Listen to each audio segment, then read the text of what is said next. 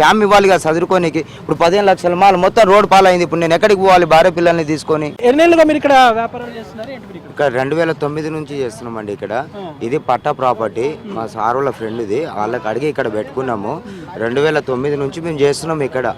మాకు ఇప్పటి వరకు ఎవరు ఏం మాట్లాడలేదు. ప్లస్ నిన్న హైదరాబాద్ వచ్చేసి మాకు నోటీస్ ఇచ్చారు. మాకు నోటీస్ ఇచ్చి ఏమన్నారంటే 24 గంటలు మీకు ట్యామ్ ఇస్తున్నాము, 24 గంటల్లో మీరు ఖాళీ చేయాలన్నారు. మేమేమన్నామంటే సార్ కొంచెం ట్యామ్ ఇవ్వండి అని చెప్పి నిన్న ఒక 3-4 అవర్స్ బతిమాలం ఇక్కడ నుంచి కింద అందరం కలిసి. ఆయన కూడా మాట వినలేదు. లేదంటే పొద్దుగాల తీసుకొచ్చి జేసీబీ పెడతామన్నారు. సరే అలాగే సార్ తీసేస్తామని చెప్పేసి మాకు నిన్న సాయంత్రం 4 గంటలకు నోటీస్ ఇచ్చారు.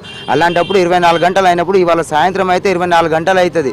మరి 24 గంటలు కాకుండా పొద్దుగాల ఎట్లా వచ్చి జేసీబీ పెట్టిరు మీరు? మాకు ట్యామ్ ఇవ్వాలి కదా చదువుకోనికి. ఇప్పుడు 15 లక్షల మాల్ మొత్తం రోడ్ పాలైంది. ఇప్పుడు నేను ఎక్కడికి పోవాలి భార్య పిల్లల్ని తీసుకొని? నాకు ఉన్నది ఒకటే ఆధారము. నేను ఎవరి దగ్గర వాళ్ళు ఏమైనా మాకు పెడుతున్నారా? లేదంటే మాకు వేరే ఏదైనా దారి చూపించాలి కదా. ఖాళీ చేసేటప్పుడు మీరు పలానా చోట పెట్టుకోండి అని చెప్పేసి ఇక్కడ ఉండండి అని చెప్పి మాకు దారి చూపిస్తే మేము ఖాళీ చేసుకొని షిఫ్ట్ చేసుకుంటాం కదా. ఇది మాది ప్రాపర్టీ, ఇది మాది ఓన్ ప్రాపర్టీ కాబట్టి మేము దీంట్లో పెట్టుకుంటున్నాము. మీకు చెరువు అయితే 1/2 కిలోమీటర్ బ్యాక్ సైడ్ ఉంది. మీరు అక్కడ నుంచి సర్వే చేసుకోండి. మేము ఏమైనా కాదంటాం. మీకు ఏమైనా షాప్లో ఏమైనా అడ్డం ఉన్నాయా? అడ్డం ఉన్న షాప్లో మేము తీసేస్తామన్నా కదా. మీరు వచ్చేసి అందరినీ తీసుకొచ్చి మొత్తం కులగొట్టుకుంటూ వెళ్తే మా పరిస్థితి ఏంది? ఏదైనా డ్యామేజ్ అయితే ఎవరు భరిస్తున్నారు? మేమే కదా భరించేది, మీరైతే ఇవ్వట్లేదు కదా. అలాంటప్పుడు మరి అక్కడ మీనాక్షి ఉంది, మీనాక్షికి ఎందుకు నోటీస్ ఇవ్వలేదు? రామనాయుడు స్టూడియో ఉంది, దానికి ఎందుకు ఇవ్వలేదు? పక్కన డంపింగ్ యార్డ్ ఉంది, దానికి ఎందుకు ఇవ్వలేదు?